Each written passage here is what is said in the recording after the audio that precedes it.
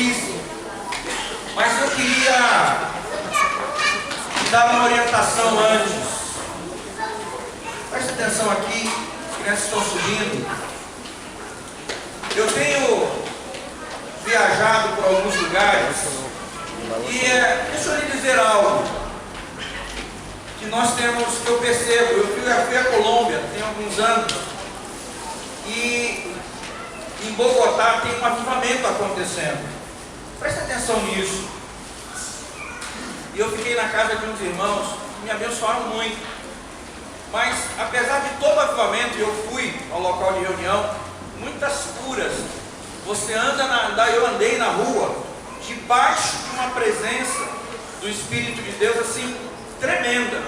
Eu nunca tinha provado aquilo na minha vida, de estar no táxi e ser atingido pela presença do Espírito Santo de uma forma interessante, né? De a padaria comprar pão e o meu corpo tremer debaixo da unção. Mas muito interessante, porque quando eu comecei a conversar com a família, haviam reclamações. Eles estavam num lugar que havia cura todo culto, estavam num lugar que uma multidão era mandada embora porque não dava para entrar. E assim, uma presença de Deus extraordinária, o Espírito Santo, e eles tinham reclamações a fazer daquele lugar. E em outras viagens que eu fui, eu pude sentar com pessoas descontentes. Eu não estou falando de uma coisa pontual. Eu quero abrir os seus olhos para algo.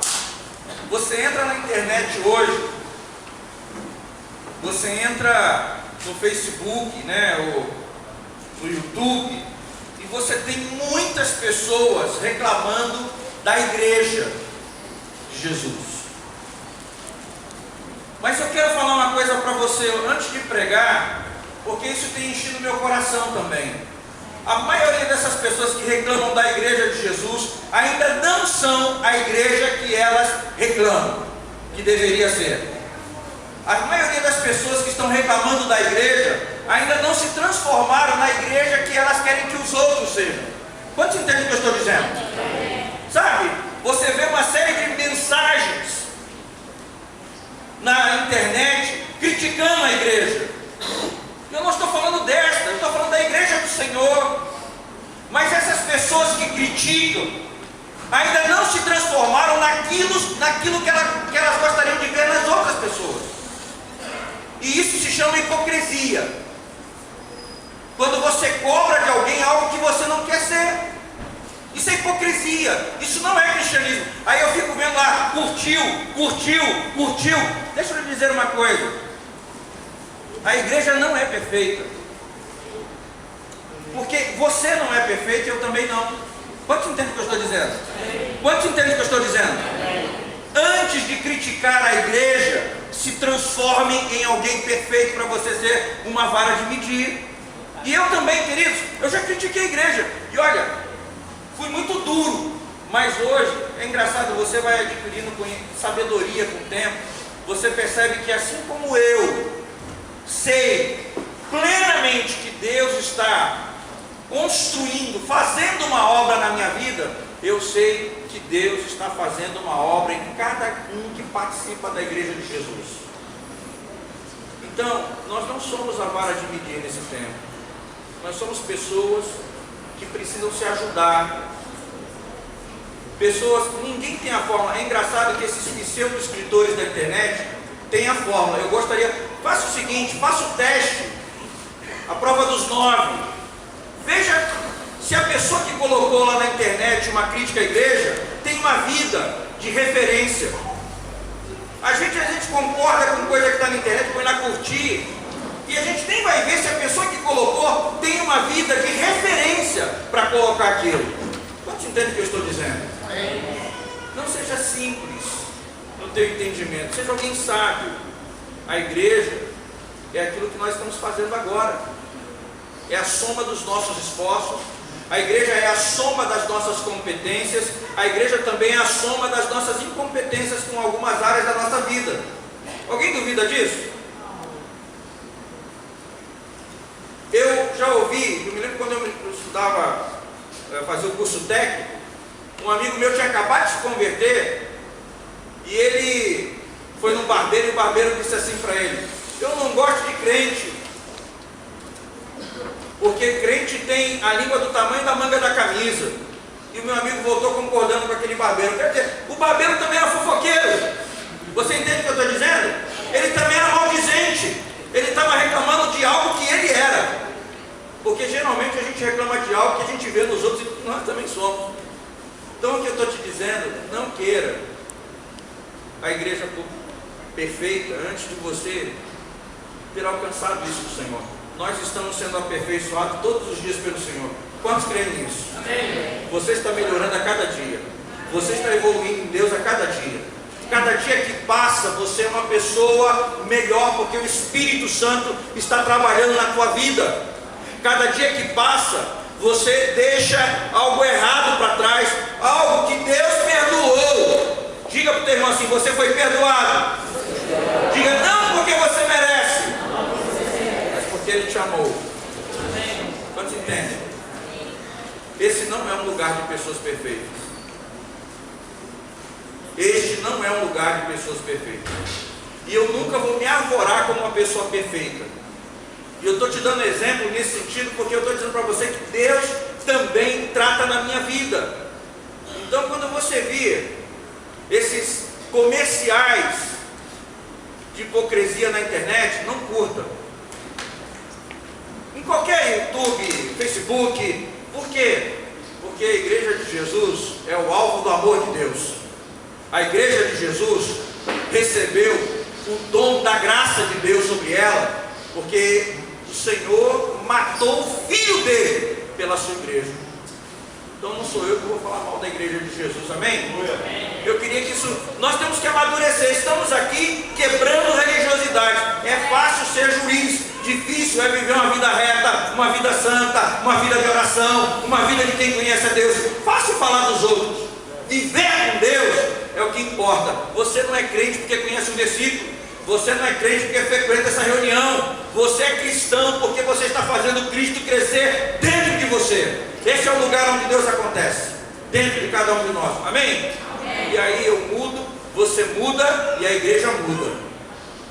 Eu estou falando não desta igreja local, mas é que a gente vê tanta coisa na internet. É tão fácil atacar a igreja. Você entende o que eu estou dizendo, irmãos? Não seja você mais um dos que atacam a igreja do Senhor, porque a igreja pertence a Ele.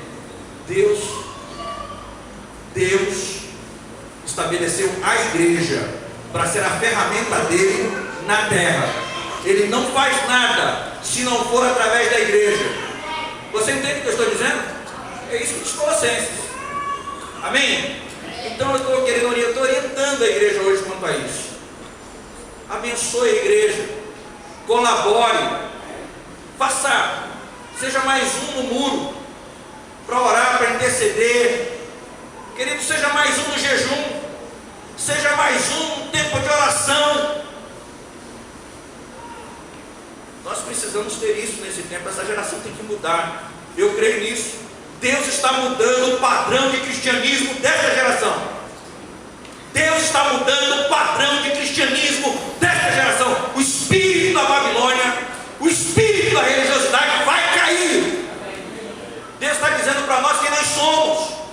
E por amor a nós, queridos, homem de Deus, mulher de Deus, anda com Deus. E nós vamos entender isso. Esse tempo, Deus vai levantar uma geração de homem de Deus e mulher de Deus, mas gente que anda com Deus. E quem anda com Deus vai viver no mesmo estilo de vida que Jesus viveu. Esse é o ponto, amém? Eu queria que você, a gente ouve, vê. Quem me conhece, andar comigo há mais tempo, eu já participei de aniversário que eu quase fui colocado para fora, que o pessoal veio falar do pastor. Eu falei: então vai lá e fala para ele. O que você está falando para mim? Eu não tenho nada com a tua vida. Parece grosso, né? Rude, mas não é não.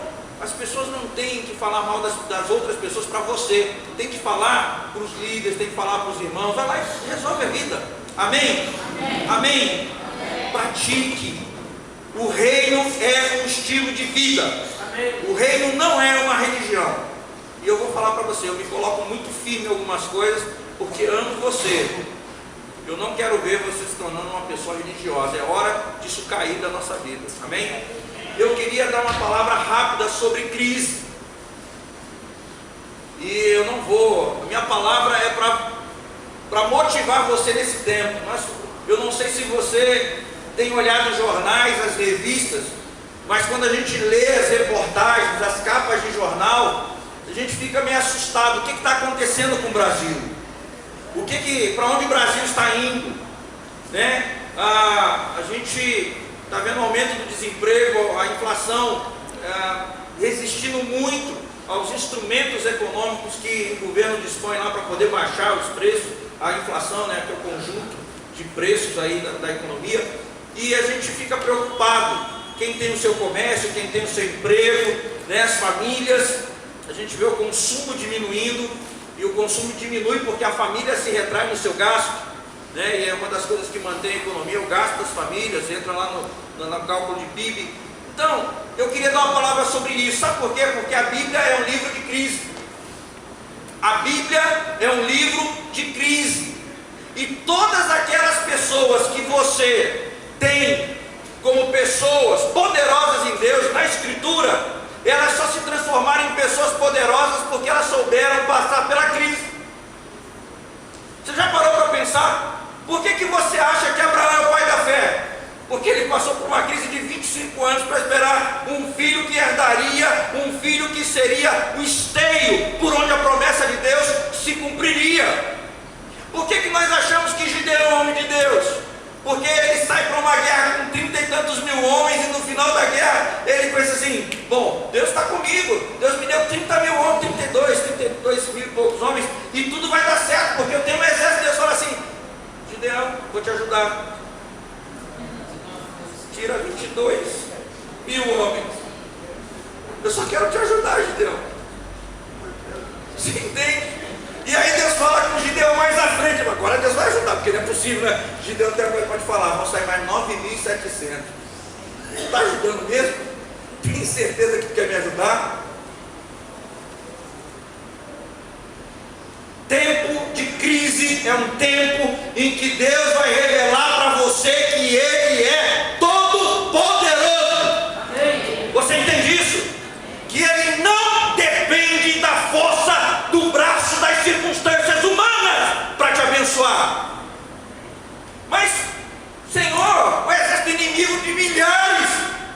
Mas, Senhor, a economia está derretendo.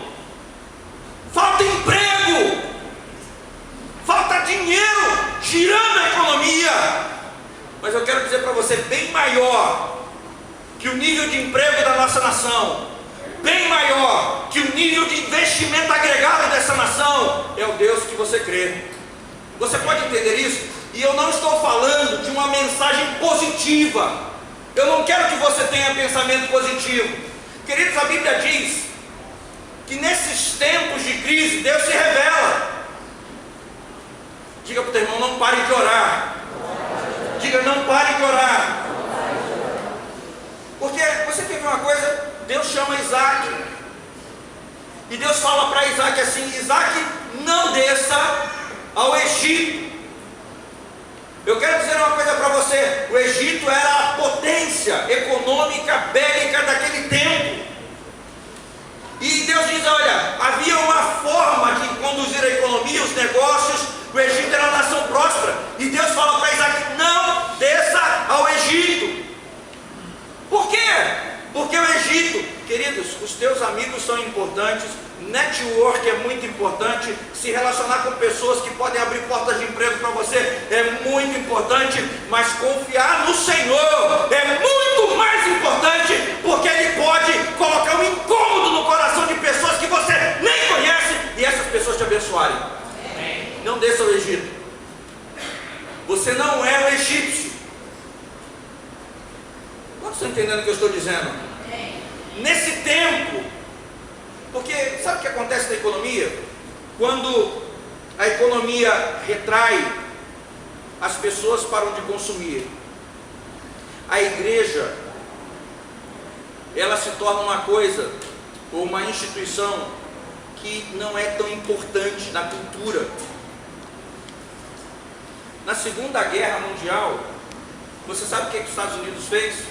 Ele cancelou as reuniões. Você podia ter uma reunião por semana nas igrejas, para não gastar energia elétrica, esforço de guerra. Aí Deus levantou um camarada na Inglaterra para interceder, e Deus dava estratégias de como ele devia orar contra as batalhas com a Alemanha. Se a igreja tivesse orado, talvez a guerra teria sido mais curta. Quantos entendem o que eu estou dizendo? Mas como disseram que a igreja não era uma prioridade, diminuindo as suas reuniões, o seu trabalho, sabe o que aconteceu? A guerra durou de 37 a 45. 8 anos de guerra. Milhões de pessoas morreram, porque a igreja era alguma coisa que podia ser colocada de lado. Na crise, diga na crise. Fala para o irmão, na crise. Continue crendo. Diga, continue participando. Continue ofertando. Nós não entendemos isso, irmãos. Nós não entendemos isso. Deus chama Isaac. Eu estou te dando uma palavra para você entender esse momento do Brasil. Deus chama Isaac e fala, e a Bíblia diz que naquele tempo houve uma seca na terra. Deus não trabalha com a lógica econômica, com a lógica de produtividade humana. Deus não trabalha com isso. Amém. Em alguns momentos Deus vai quebrar esta lógica, vai fazer coisas que não eram apropriadas dentro de uma lógica, de uma certeza humana. Nós somos lógicos, nós queremos que as coisas aconteçam de acordo com o que nós entendemos, mas o milagre, ele não é para se entender, pelo menos de imediato. Deus chama Isaac e fala para Isaac, Isaac, há uma crise. E olha, no tempo de Isaac isso era uma crise econômica, porque os povos viviam da pecuária e da agricultura. Então Isaac entrou num momento de crise econômica na geração dele. E Deus fala, olha, não use os artifícios do Egito, não desça para o Egito. E olha, crê que eu tenho uma palavra sobre a tua vida, crê que eu tenho uma profecia sobre a tua vida, e eu vou te abençoar. Você pode crer nesse tempo que Deus vai te abençoar, queridos, não é da boca para fora, mas eu estou dizendo, você crê que Deus, o Deus que te salvou, vai te abençoar? Amém. Você pode crer nesse Deus que pagou o maior preço que Ele poderia ter pago por uma pessoa que é você? Amém. Esse Deus vai continuar te abençoando. Amém. Isaac, não desça ao Egito, eu vou te abençoar. Eu vou te abençoar. E sabe o que é interessante? Imagina, é que a maioria de nós, eu brinco que eu estou tendo contato com terra agora, para plantar, para ver as coisas. Tem terra que é um negócio terrível para você plantar, e não cresce. Quando você deixa a terra esturricar, ela compacta de tal forma, vira aquele barro duro. Como é que você põe uma semente num negócio desse? Eu cuido lá da terra para colocar minhas sementezinhas lá. A terra está sempre fofinha, sempre molhadinha, porque se compactar, você não põe a semente. Numa terra seca, e eu quero falar de circunstância, talvez você esteja olhando para a terra seca, para um momento difícil, e você está, sabe, se amedrontando, se acovardando. É hora de exercer fé. Isaac, semeia, fica nessa terra. Queridos, o Deus que te chamou vai te abençoar onde você estiver. O Deus que te chamou vai te abençoar onde você estiver. Porque aqueles que andam com Deus, deixa eu te dizer algo, Isaac, alguém que ouve a voz de Deus, é alguém que anda com Deus, sim ou não? Amém. Quando Deus, eu quero que você entenda o que está acontecendo aqui nesse texto. Isaac era alguém que tinha um relacionamento com Deus. Quando a crise chegou, ele na crise pode ouvir a Deus. Essa é a parte mais importante da crise, ouvir a Deus, porque se você não ouvir a Deus, você vai ouvir o Egito. Se você não estiver conseguindo ouvir a Deus na crise, você vai ouvir o Egito, você vai ouvir as formas de soluções humanas, e aí a gente trabalha, e não vê a coisa acontecendo e se frustra. Mas se você estiver andando com Deus, você vai ouvir a voz do Senhor dizendo, olha, semeia aqui, porque eu vou te abençoar aqui. Diga, não é a terra que é abençoada. Fala, irmão, não é a terra que é abençoada. Deus é um Deus que abençoa pessoas. Aquela terra foi abençoada por causa de Isaac, não Isaac por causa da terra. Quantos entendem o que eu estou dizendo? Queridos, a bênção de Deus está sobre o homem que anda com ele, o homem e a mulher que anda com ele, não sobre uma terra. E aí sabe o que acontece? Quando Isaac vem com a bênção de Deus sobre a vida dele e semeia naquela terra seca, ele tem a maior produtividade que a história já viu, 100 para 1. Por quê? Porque assim como José, mais tarde, a Bíblia diz que tudo que ele colocava a mão, Deus ia lá e abençoava. Isaac já estava provando isso antes. Ele colocou a mão na terra seca e a terra floresceu, a terra frutificou e ele colheu 100 para 1. Diga para quem está do teu lado, não tenha medo desse tempo, porque você vai prosperar nele. Quantos creem? Você pode crer que nesse tempo você vai prosperar? Crer, ter fé. Fé tem a ver com coisas que nós não vemos. Fé tem a ver com coisas que nós não estamos tocando. Fé tem a ver com você acreditar que Deus é poderoso para estabelecer tudo que Ele tem prometido a teu respeito. Ele é fiel para fazer. Você entende o que eu estou dizendo? Não é tempo dos cristãos do Brasil se acovardarem. É tempo de você crer que nós vamos passar por esse tempo, vivendo em meio à crise e florescendo numa terra seca. É tempo de você encher o teu coração com as promessas de Deus para você. É tempo de você encher o teu coração crendo que aquele que não poupou o seu próprio filho vai te dar com ele todas as demais coisas. Fé, sabe, esse é um tempo de você andar sobre as promessas do Senhor para a tua vida. Não é um tempo de colocar os sonhos na geladeira. Quantos entendem, irmãos? Esse não é um tempo de você colocar os teus sonhos no freezer e esperar que as coisas melhorem. Esse é um tempo de você acelerar os teus sonhos. Homens, mulheres que vão agir na contramão. Você entende? Você pega Lucas, e aí tem aqueles homens que receberam as dracmas, não tem? Então a Bíblia diz que um recebeu uma dracma. Eu só queria ficar com o exemplo dele. Olha que cabeça pequena. Senhor, sabe o que aconteceu? Eu sei que tu és um homem severo. Eu sei que tu és um homem que colhe onde não planta. Queridos, colher onde não se planta é um milagre, não é? Você está entendendo o que eu estou dizendo? Se você sabe que aquele homem é um homem de milagres, por que você não entra na dimensão do milagre? Você está entendendo? Mas a reação daquele homem foi outra. Ele ficou com medo. Ele se retraiu.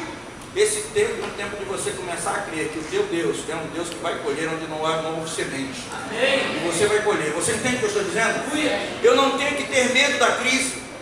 Diga para o teu irmão assim, na crise. Diga alto, na crise. Eu vou crescer. Em nome de Jesus. Porque a Bíblia é um livro de crise. Se você fala de Davi hoje, você fala de Davi porque ele é um homem que viveu a crise e venceu. No nome do seu Deus, porque encarar um homem de 2,70 metros é uma crise, né, irmãos? Ou não?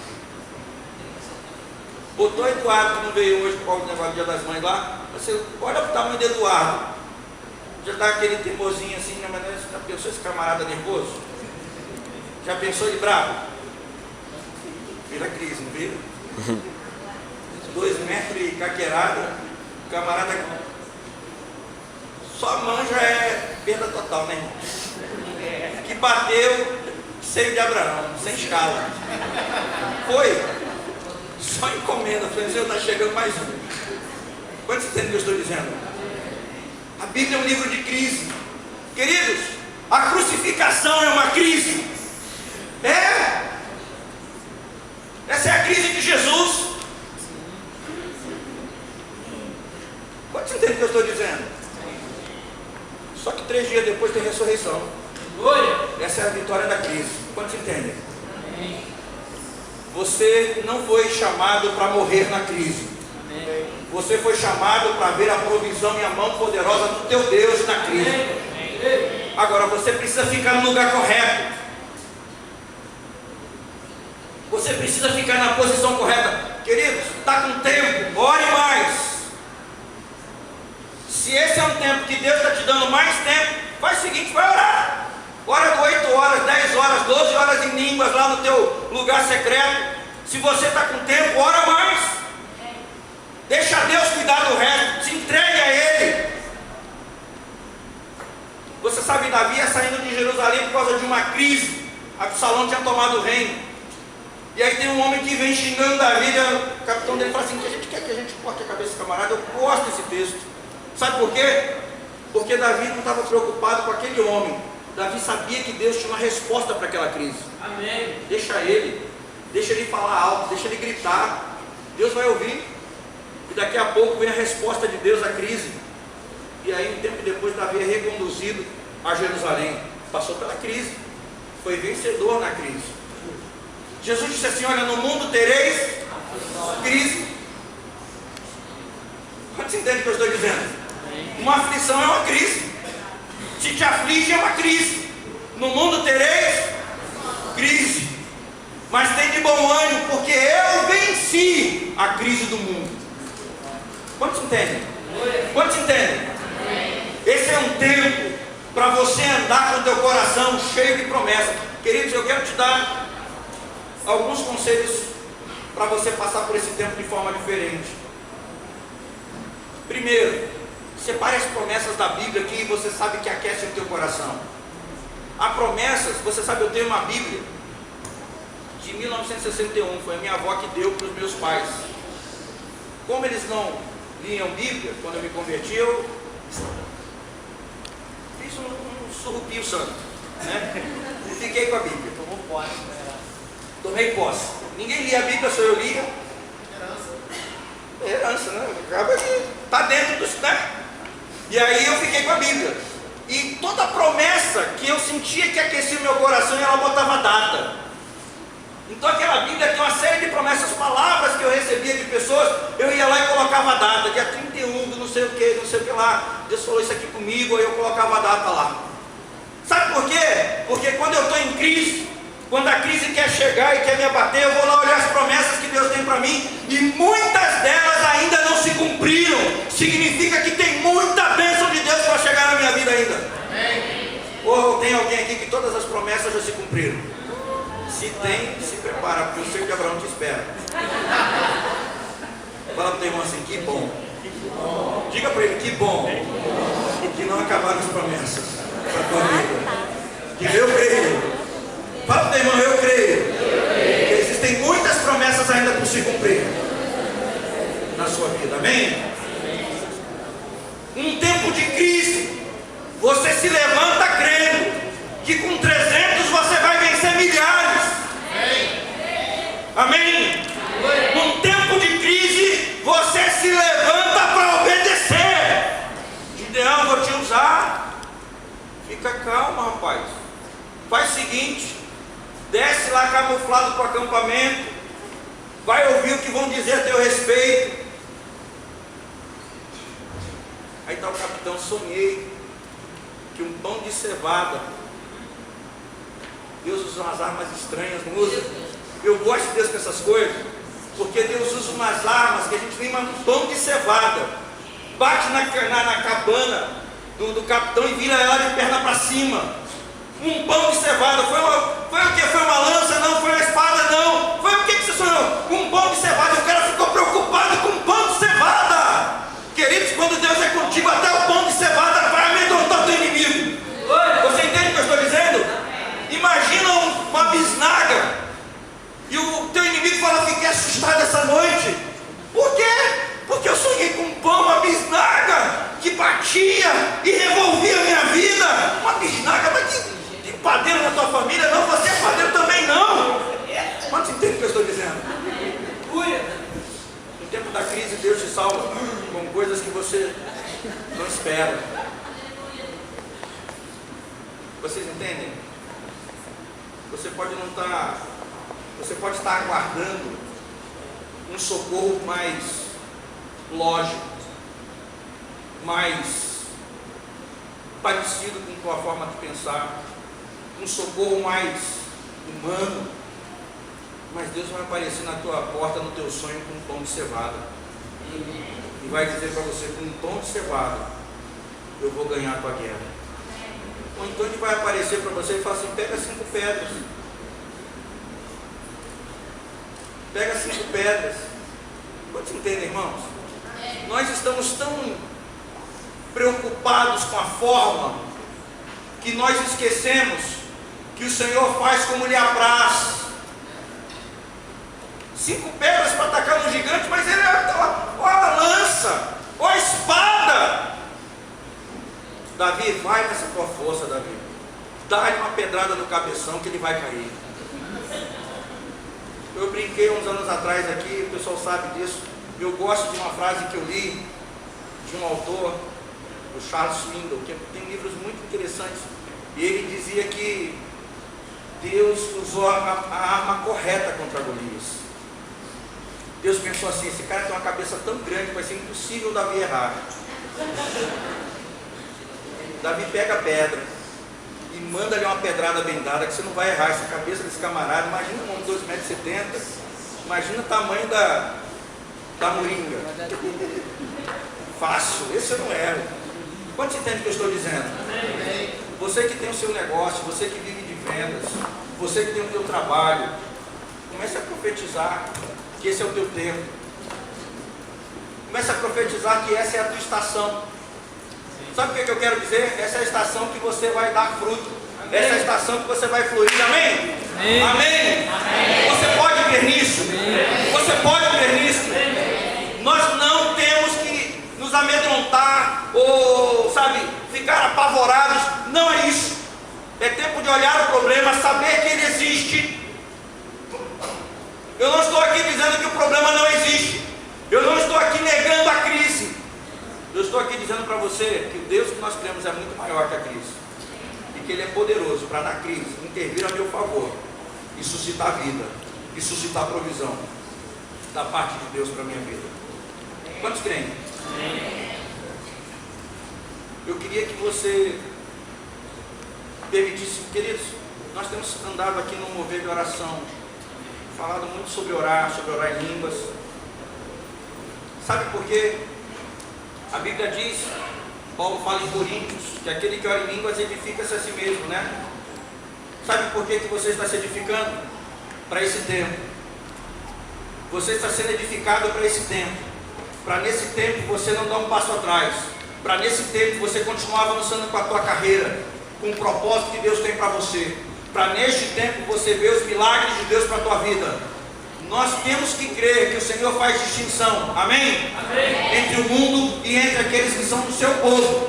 Amém. Deus faz distinção. Então é esse tempo que você vai pôr isso à prova. Porque você ter fé no momento que está tudo bem é fácil, não é? Ter fé quando o dinheiro está entrando é fácil. Ter fé quando você está empregado, quando os negócios estão avançando, ter fé quando a prosperidade está chovendo sobre a tua vida, é fácil. Agora, manter a fé no tempo nublado, fala de crescimento com Deus. E eu quero terminar com um posicionamento. Há uns anos atrás eu li uma história real de um casal, e às vezes a gente tem que sair da nossa perspectiva e entrar pelo Espírito na perspectiva de Deus. Deus sempre vê muito mais do que nós. E aquele casal, eles foram a uma pregação desse Charles Swindoll, e ele falou sobre perspectivas divinas, que Deus enxerga as crises como oportunidade. Deus enxergou a crise de José como oportunidade de fazer ele governar o Egito. Quantos entendem? É crise, mas no final o camarada estava no trono. No final ele estava mandando como faraó, porque o propósito de Deus tem que se cumprir.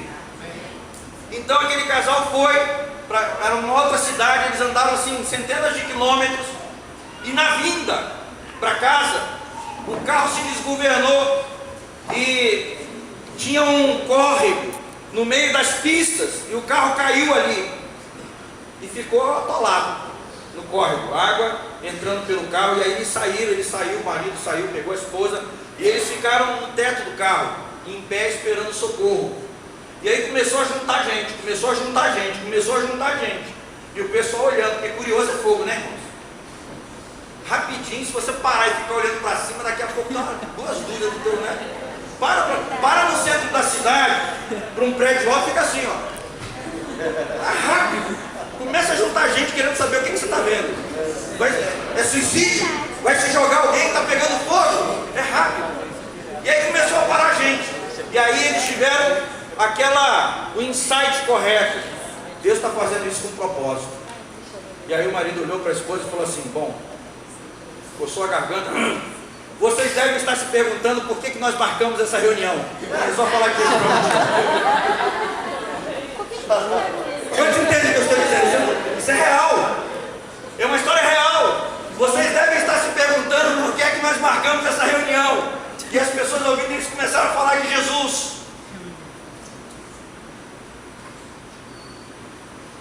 Deus é um Deus que adora transformar a crise em bênção. Deus pode transformar qualquer crise em bênção na tua vida. Irmãos, eu tenho uma carreira que tem sido muito abençoada pelo Senhor. Amém. Mas ela começou quando eu fui acusado de ser ladrão.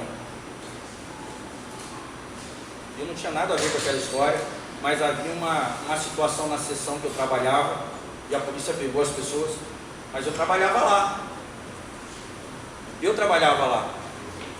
Fui interrogado, e a minha carreira começou ali, numa crise, que foi terrível, tá? Você já viu o policial do filme Bom e Ruim? Eu vi isso ao vivo e a cores. Camarada gigantesco, ainda bem que ele era o bom. Senhor, obrigado. E um magrinho mal para chuchu. Pedido do camarada, pato rouco. Para você ter noção. E eu perto daqui, aí no final eles falaram assim para mim, eu cristão, no final eles falaram para mim: o seu chefe disse para nós que ele põe a mão no fogo por você, mas a gente tinha que interrogar você para saber se tinha alguma coisa. E aí um tio meu falou, eu fiquei conhecido em alguns lugares por causa daquele problema. E um tio meu falou com uma pessoa do banco que mandou fazer uma prova. Olha só que coisa doida, através daquilo eu fui fazer uma prova. Eu me lembro até hoje, eu sentei numa mesa redonda para fazer cálculo, prova, lá tinha uma prova com os cálculos de hora homem, de não sei o que, absenteísmo. E eu orei, baixei a cabeça e falei assim: Senhor, que tudo que eu aprendi até hoje venha à minha mente e me ajude a fazer essa prova. Eu orei exatamente assim, irmãos. E foi muito interessante, porque eu fiz uma prova com uma tranquilidade rápida, assim, a prova foi rápida. E terminou a prova, eu entreguei e fui embora. Depois a pessoa que iria ser o meu chefe me chamou e falou assim: você nunca trabalhou nessa área? Eu falei: não, eu faço economia e eu trabalho no Unibanco lá na época, jogando papel em escaninho. Sabe o correio? Então eu jogava o papel, separava o papel das agências e botava no escaninho. E aí ele falou assim para mim: é a primeira vez que alguém gabarita a prova, porque na crise Deus te abençoa. Você entende o que eu estou dizendo? Ele falou: é a primeira vez que alguém gabarita a prova. E queridos, eu saí dali promovido para ganhar o dobro do meu chefe. A crise parece algo ruim quando a gente não tem entendimento do Senhor na nossa vida. Mas quando você crê nesse Deus que nos ama, que cuida, que zela, que nunca vai esquecer de quem nós somos, quando você entende isso, você confia. E olha, a Lina já era minha namorada na época, a gente pedia ela para me ajuda, vamos orar, e o bicho está pegando, e não sei o que. E um dia o meu tio, depois que eu fui promovido, saí de lá, meu tio me chamou. E olha, você já imaginou na quantidade de pessoas que foram abençoadas por causa de Isaac? Porque não tinha comida, ele planta e colhe, o que que passa a ter para as pessoas? Comida. E um dia meu tio me chamou e falou assim para mim: eu quero te falar uma coisa que você não sabe. Por tua causa, muitas pessoas não foram mandadas embora. Muitos que estão lá na sessão, que não tem nada do negócio que aconteceu, mas nós íamos mandar 3 turnos inteiros embora. Mas porque você estava lá, aquelas pessoas que não tinham nada a ver com o negócio foram preservadas. Na crise, Deus te abençoa e o teu cálice se transborda para quem está do teu lado. Amém. Você é abençoador de vidas. Amém. Não tenha medo desse tempo. Creia que o Senhor vai ser contigo agora. Queridos, não é religião. Eu estou andando com o Senhor, eu estou orando em línguas, eu estou lendo a palavra, eu estou tendo comunhão com Deus que eu sirvo. As coisas têm conectividade, né?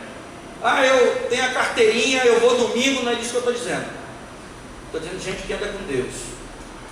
Deus vai fazer questão de entrar na tua crise. Amém? Eu queria que você fechasse os teus olhos, eu quero orar por você. Pai, eu quero orar no nome do Senhor Jesus pela tua igreja local aqui. Meu Deus, nesse tempo de crise na nossa nação, eu quero te pedir que o teu povo seja a cada dia lembrado das promessas que tu tens para cada um de nós. Que nós possamos lembrar do teu amor, do teu zelo, do teu cuidado com cada um de nós. Que nós possamos crer que a tua mão vai estar nos abençoando, nos separando, para que a crise passe de lado, Senhor. Para que nesse momento de crise nós possamos crescer, ser abençoados, ser supridos pela tua mão, pelo teu poder. Abre o nosso entendimento nesse tempo, Senhor. Dá-nos uma mentalidade de reino. Que nós possamos entender que, como ferramentas do avanço do teu reino, nesse tempo de escassez, os recursos vão vir às nossas mãos, para que o teu reino continue avançando, para que o teu reino continue expandindo nesta nação. Que o teu povo seja muito abençoado, prospera, promove. Senhor, aqueles que estão aqui, se você está aqui desempregado, levante a sua mão, eu quero orar por você, eu quero te abençoar. Pai, na autoridade do nome de Jesus, eu quero orar por cada irmão e irmã que está aqui hoje desempregado. Senhor, que neste tempo as portas se abram, portas boas, portas de prosperidade, de lugares abençoados e abençoadores. Pai, em nome de Jesus, aqueles que têm comércio, levanta tua mão também, você que depende de vendas. Pai, em nome de Jesus, que as vendas venham, que o comércio seja prosperado. Senhor, estende a tua mão, faz separação entre aqueles que te creem e aqueles que não te creem. Abençoa o teu povo nesse tempo, Senhor, que o teu povo prospere, que o teu povo seja enriquecido por obediência a ti, por andar contigo, por ser fiel a ti, Senhor. Eu quero orar agora em nome do Senhor Jesus e abençoar a tua igreja, em nome de Jesus. Amém. Amém.